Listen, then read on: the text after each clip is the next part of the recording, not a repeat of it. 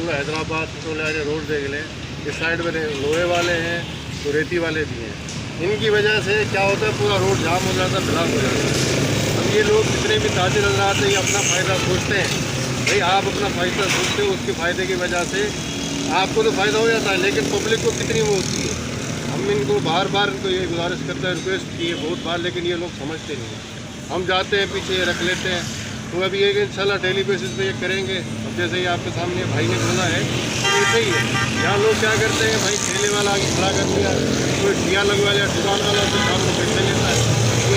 ये पूरे शहर में आप ही दुकान वाला अपना उससे किराया निकालता है, मजदूर के मजदूर निकालता है, अपना फ़ायदा देखता है। बाकी शहर के हाल ख़राब हो तो भले हो, रोड बंद हो जाए तो भले हो जाए।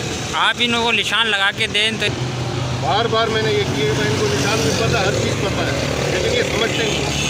अब ये इंशाल्लाह ताला इनके ऊपर हम कोशिश करते हैं कि हम ये एसडीएम साहब से करके, डीसी साहब से करके इनके ऊपर फाइन लगवाते हैं, इनका सामान वगैरह उठवाएंगे, तो ये फिर आगे जाएगा। कोशिश करेंगे कि इनको एफआईआर एक तो कटिया है।